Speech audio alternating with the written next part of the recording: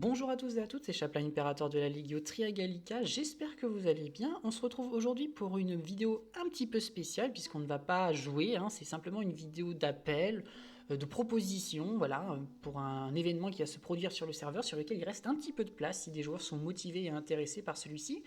Ça fait maintenant 3 ans que j'organise, c'est la troisième année plus précisément, que j'organise l'été un événement, en fait à l'échelle de l'été, hein, qui dure. Bon, on a réussi à faire un peu plus d'un mois et 2 semaines l'année dernière. Cette année, peut-être on fera un petit peu plus. Qui est un événement qui lie RP et qui lie Total War Rome 2. Pour l'instant, on est resté sur Total War Rome 2. Hein. Peut-être qu'à terme, si on a l'occasion de recommencer de tels événements aussi importants les prochaines années, on irait sur d'autres jeux. J'ai plein d'idées, notamment pour Attila, par exemple.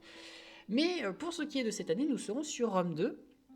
Alors, pour expliquer brièvement ce que j'appelle les Bellum Discordiae, hein, donc évidemment un barbarisme, hein, Discordiae, c'est pas un vrai nom latin, ce sont des événements qui vont se produire pendant l'été où en fait les joueurs vont se battre entre eux par plusieurs équipes. Alors, la première année, c'était des équipes de 6 contre 6 dans ce qui a été la première version de Bellum Discordiae, Bellum Punicum. Le nom en référence toujours à la période choisie, donc là évidemment les guerres puniques. Nous avions d'un côté l'équipe de Carthage et de l'autre l'équipe de Rome qui se sont battus pour le contrôle de l'Occident méditerranéen, où en fait chaque équipe va être composée donc de 6 joueurs et chaque joueur va avoir sa propre légion.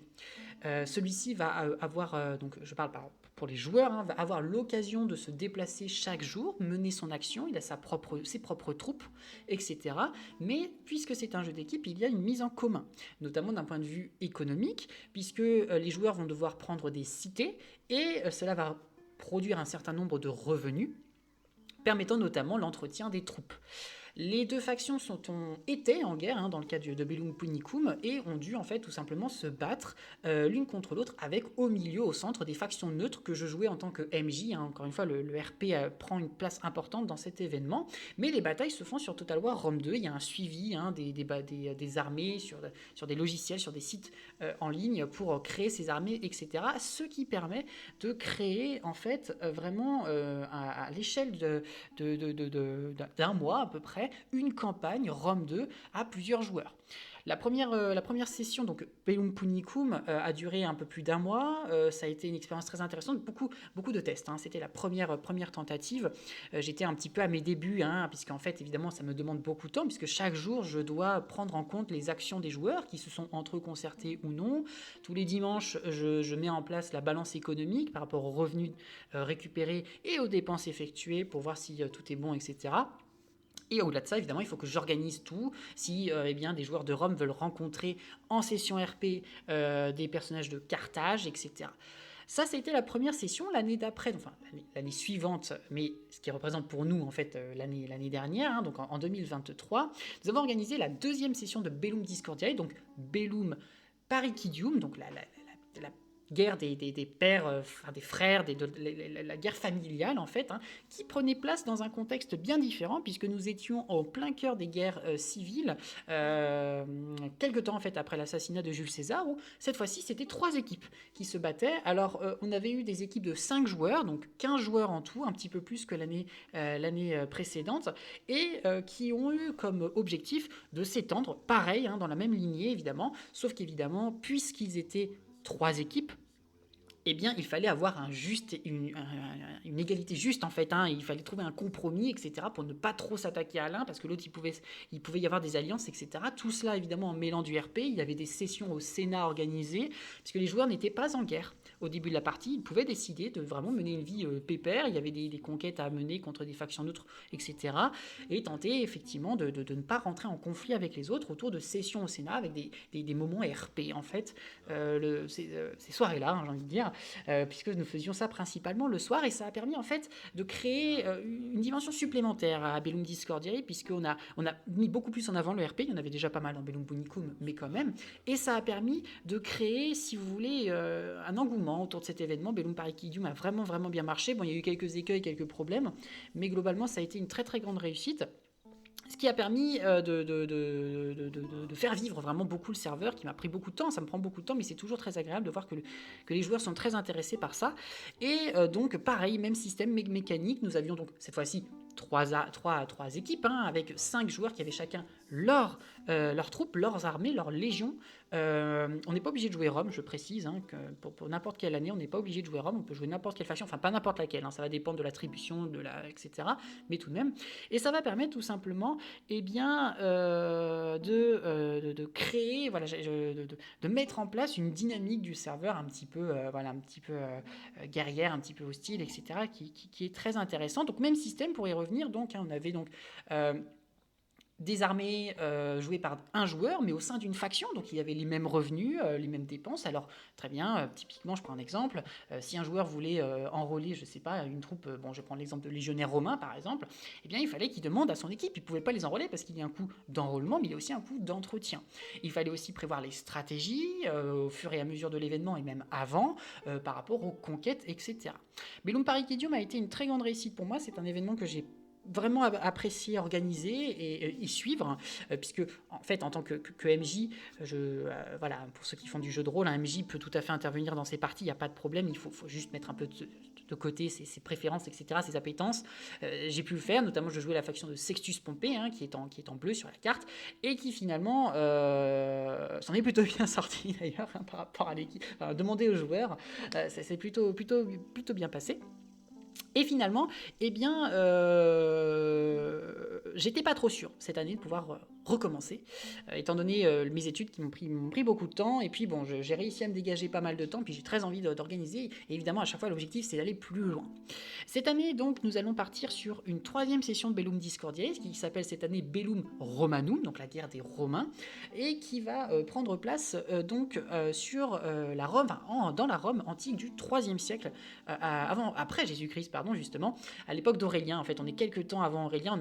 Bon, évidemment, je prends quelques libertés, hein, parce que sinon, typiquement, il n'y aura pas de faction Carthage, alors que Carthage est jouable. Je prends des libertés. L'objectif, c'est pas faire un cours d'histoire animé. Hein.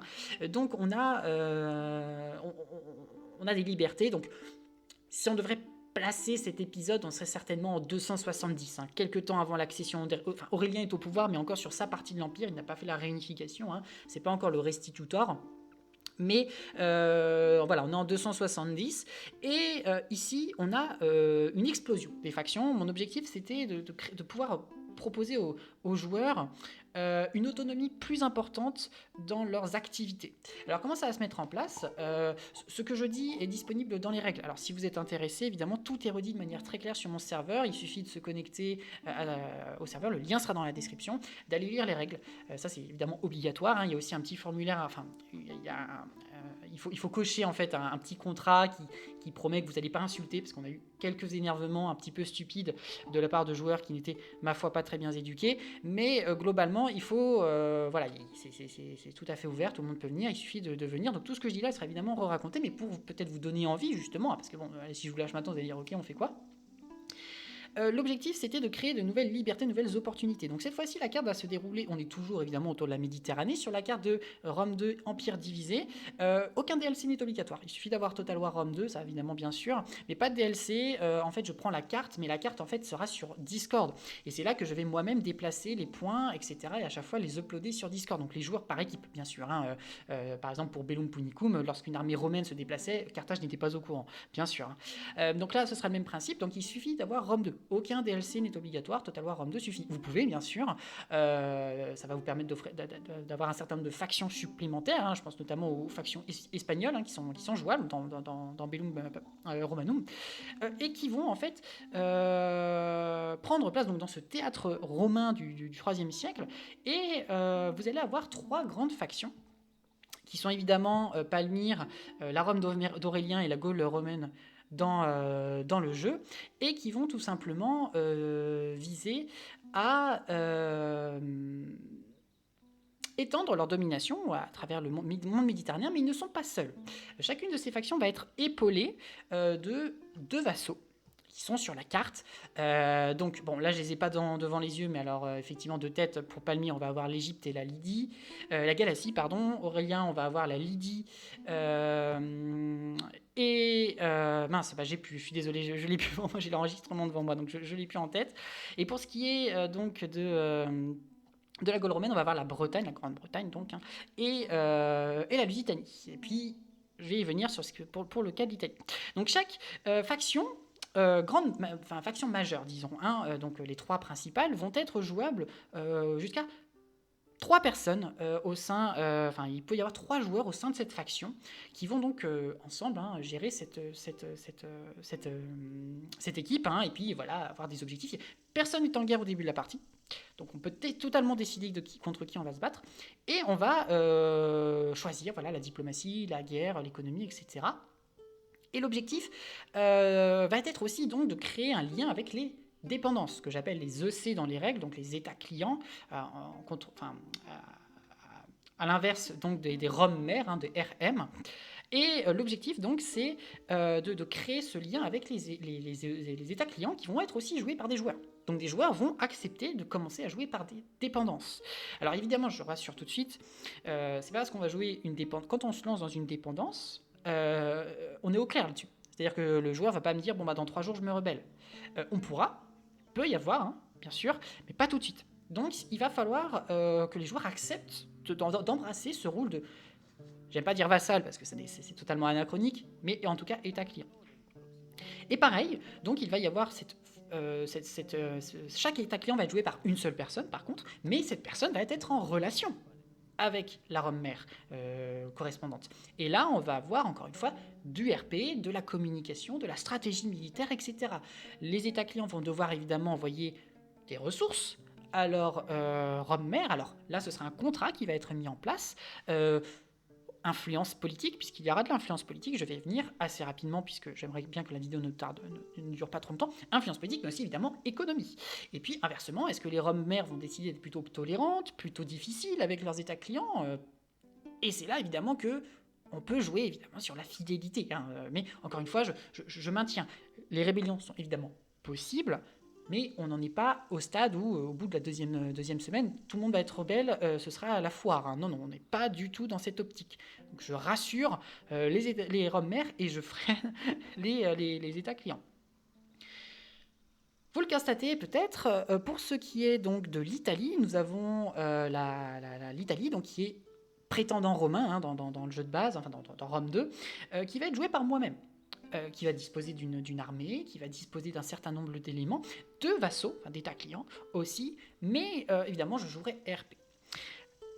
L'objectif pour moi c'est un petit peu évidemment d'être présent dans la partie parce que je l'ai toujours été en fait. Hein. J'ai toujours joué des personnages, des factions qui n'étaient pas jouées, des factions neutres, etc. Bon, là c'est le cas aussi. Cette fois-ci, cette année, on va un peu plus loin. Ce qui s'est passé l'année dernière, c'est qu'en fait, étant donné que nous avions Lépide, Marc-Antoine et Octave, et que la partie prenait place dans un contexte où il n'était pas encore en conflit, eh bien nous avions des sessions de RP, comme je l'évoquais tout à l'heure. Cette année, j'ai essayé de pousser le domaine un peu plus loin, puisqu'en fait, il y aura des sessions de RP, disons, plus importantes, puisque les sessions de Sénat vont être l'occasion pour les joueurs de dénoncer des joueurs d'autres équipes. De mettre en place des lois économiques, ou politiques, ou militaires, des accès militaires. Et aussi, un petit peu spécial, novateur, original de cette année, pour ce qui est de Bellum Romanum, c'est que les joueurs, dans ces sessions de Sénat, vont pouvoir être proclamés général de campagne, puisque je vais ouvrir à certains moments la carte pour une faction qui sera élue, hein, ce sera un vote, et là l'influence politique rentre en compte. Il y a une grosse inspiration Stellaris hein, dans ce domaine de politique, hein, parce qu'en ce moment je suis en train de retourner sur Stellaris, donc il y a un peu cette idée-là, hein, mais bon, pas uniquement. Et évidemment, le général, la faction qui sera élue général de campagne, va mener sur une autre carte en fait. Hein. Mais par exemple, si l'empereur que je joue, qui est Claude à ce moment-là, décide de mener une campagne en Yersina, eh bien, ou alors en, je ne sais pas, hein, en Dacia par exemple, en Dacie, eh bien, y aura la faction va devoir envoyer des troupes, mener une campagne en parallèle de la campagne principale, et il va y avoir évidemment tout un jeu de fidélité à l'empereur qui est Claude, ou de non-fidélité et de s'en faire plein les poches. Donc là, il y a tout plein de mécaniques en fait qui vont être mises en place doucement mais sûrement, et c'est aux joueurs de décider un petit peu leurs préoccupations, leurs intérêts et surtout leurs priorités, hein, évidemment. Tout ça pour dire que cet événement, il est ouvert à tous. Donc, si on fait un calcul rapide, en fait, 17 joueurs peuvent être au maximum pris en compte dans cette partie. Au-delà, de toute façon, mon cerveau exploserait, parce que vous vous rendez compte que du coup, tous les jours, je dois rentrer 17 actions, modifier au moins 17 fois la carte. Et puis, évidemment, il y a un nombre limité de factions, sachant que moi je dois conserver le rôle de Claude. Donc il faut être au clair sur ce qu'est Bellum Discordiae. C'est un événement, quand on demande aux joueurs ce qu'ils en pensent, en général, on m'a quand même dit par message ou oralement, vocalement, que c'était parmi les meilleures expériences Total War qu'ils aient pu vivre. Donc, ce qui fait évidemment super plaisir. C'est un événement de fou, pour le coup. Sans vouloir me vanter, je trouve que j'ai réussi à trouver une formule qui est assez intéressante et qui permet vraiment de vivre Total War autrement, c'est-à-dire du Total War nombreux. Pour une fois, c'est pas sur Warhammer 3 qu'on est à plusieurs à jouer une campagne. Parce que c'est fondamentalement ça. C'est fondamentalement le cœur. Moi, à la base, l'idée qui m'est venue, c'est faire une campagne en ligne, mais à plusieurs. Donc à 12, 15 l'année dernière, même si on a pu descendre un petit peu avec des joueurs qui partent, etc. Et peut-être cette année plus. Nous sommes actuellement 14, ce qui fait qu'il y a quelques places, 3 places disponibles. Ce qui est important, peut-être, et je terminerai là-dessus, c'est sur les limites, puisque évidemment, Bellum Discordiae demande du temps. C'est un événement qui demande du temps et je ne peux pas vous inciter à venir si vous êtes plutôt ric-rac cet été. Alors évidemment, on part tous en vacances. Typiquement, je vais partir en vacances et de ce fait, il va y avoir des mesures. Par exemple, si quelqu'un part en vacances une semaine et qu'il me prévient avant, il prévient son équipe, il n'y a pas de souci, il peut y avoir une gestion. Puisque les armées sont mutualisées au sein d'une équipe, typiquement, si jamais il doit y avoir une bataille, les gens prennent le relais de son équipe, ou alors moi s'il faut. Tout est possible, il n'y a pas de souci. Mais ça, c'est ce que je dirais ce sont des absences que je dirais ponctuelles, même si longues, une semaine, ponctuelle. Alors que le grand ennemi Bellum Discordiae, et ça vous peut le demander aux joueurs, c'est les joueurs de leur équipe, dans le cas présent, qui ne sont pas beaucoup présents, qui ne sont pas là tous les jours, qui sont là tous les 3-4 jours, qui mettent du temps à répondre.